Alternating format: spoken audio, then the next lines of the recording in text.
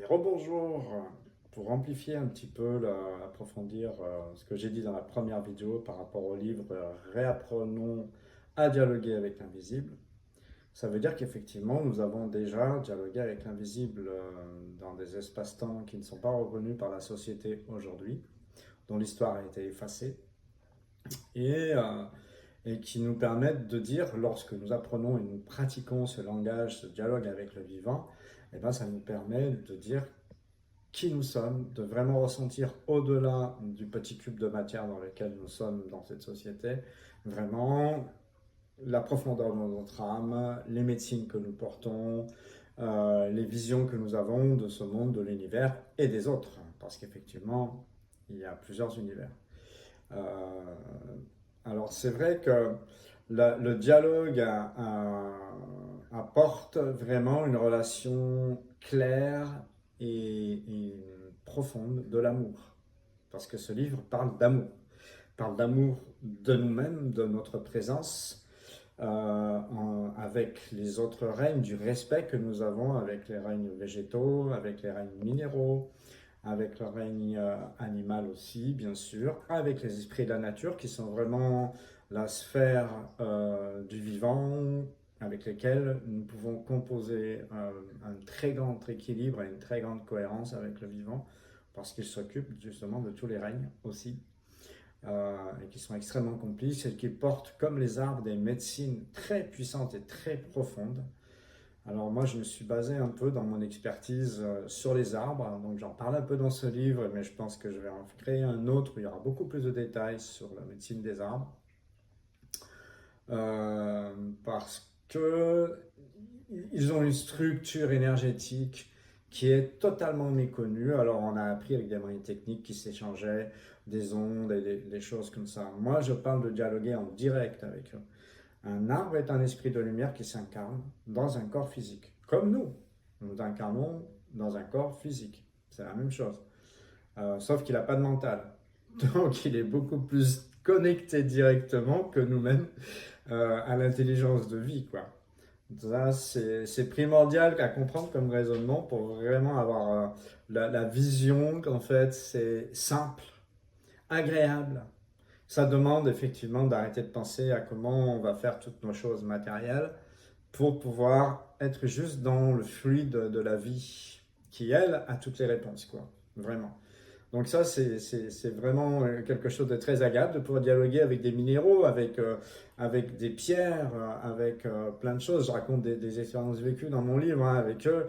C'est passionnant de pouvoir se rendre compte, en fait, qu'ils sont hyper intelligents et qu'il y a vraiment une connexion de cette connaissance-là qui est une médecine, une fréquence vibratoire qui apporte la guérison sur différentes problématiques de maladies qui sont en fait les maladies sont en fait du manque d'amour. Si nous nous aimions, notre énergie circulerait totalement en nous, dans toutes nos cellules, dans tous nos organes, de la terre au ciel et du ciel à la terre, et il n'y aurait jamais de maladie. Mais le pouvoir aidant, la domination aidant, eh ben, il y a beaucoup de choses que nous ne vivons pas avec amour, avec fluidité, avec générosité, ce qui fait que ben, tout est de travers en fait. Mais bon, principalement le dialogue avec les différents règnes nous apporte des réponses qui sont très puissantes, très profondes et qui nous permettent de nous autonomiser dans notre pensée, de traiter tous les conditionnements, les peurs, les émotions, toutes ces choses des événements de l'enfance et des vies passées. C'est pas des choses complexes, c'est des choses par lesquelles nous devons passer pour vraiment nous reconnaître et savoir qui nous sommes. Éviter de faire des raccourcis pour trouver vraiment les fonctionnements. Et une fois que les fonctionnements sont trouvés, eh bien, il y a différentes couches. Il y a un paquet de couches en fait à enlever sur les différentes thématiques de nos traumatismes et pour se libérer. Et enfin, arriver à se brancher pour se connecter à cette énergie divine, à ce canal divin qui vient en chacun de nous, qu'on soit un arbre, un chat, un cheval, une améthyste ou un humain. Et c'est valable pour les esprits de la nature, hein, à savoir qu'ils étaient dans la 3D il y a quand même quelques centaines de milliers d'années qu'ils ont abandonné parce qu'ils ont bien vu que euh, les humains avaient du mal à faire la part des choses. Alors c'est vrai qu'il y a beaucoup de choses cachées qui vont être révélées dans ce livre. Euh, Quand vous parlez avec des présences divines qui ont vraiment la connaissance, vous pouvez arriver à vous faire une réelle idée en fait de ce qui se passe et de ce qui s'est passé depuis des éons de temps par rapport à des initiés qui ont mal tourné et puis des initiés qui ont tenté du mieux qu'ils ont pu de garder le bon cap quoi. Et là, ben, c'est vrai, c'est réellement une guerre spirituelle et sans merci en fait, parce que ceux qui sont inversés n'ont aucune notion en fait de l'amour et de la réalité de l'amour. Ça fait trop longtemps qu'ils ont oublié. Je ne donnerai pas de chiffres parce que ça vous paraîtrait complètement impossible, mais euh, pour être vraiment en cohérence avec le vivant, c'est nécessaire de passer par ce ressenti dans le corps, dans ce ressenti de ce qui est juste, vrai et qui amène à l'évolution, et dans ce ressenti de ce qui dégrade le vivant, de ce qui empêche, de ce qui enferme, et de faire notre sélection par rapport à nos propres conditionnements dans notre ressenti intérieur. C'est la vigilance. Et à partir de ce moment-là, petit à petit, émanent des vraies visions claires avec les guides avec lesquels nous sommes, avec notre supraconscience, avec des esprits de la nature qui sont d'une merveille d'information et de cohérence pour nous ramener à nous-mêmes. C'est vraiment des amis.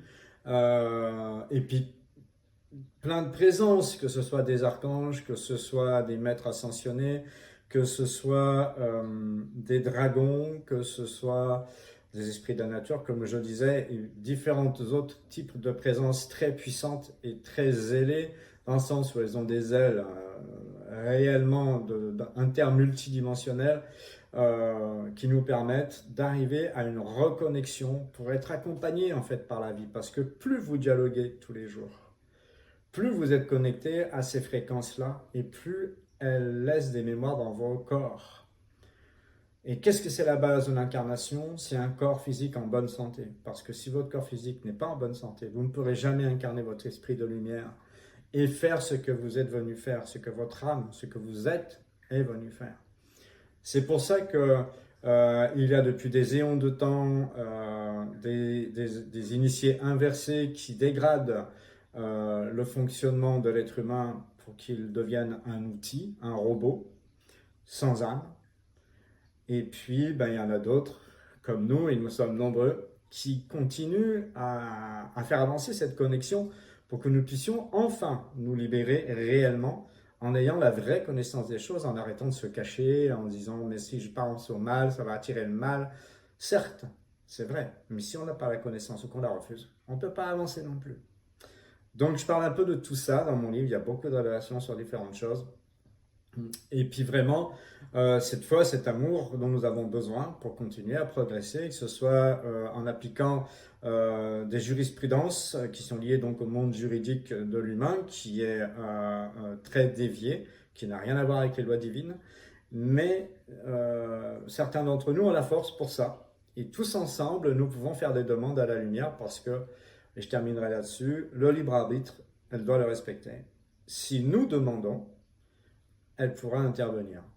Il n'y a que dans cette condition-là que nous pourrons changer les choses, c'est-à-dire à nous connecter à ces énergies plus subtiles, à prendre du temps pour ça, plutôt que de prendre du temps que pour le petit cube de matière qui ne se voit même pas dans l'entièreté de notre âme. C'est tellement petit que, mais par contre, notre corps physique, lui, est hyper important s'il est en bonne santé pour qu'on puisse avancer tous ensemble. À très bientôt.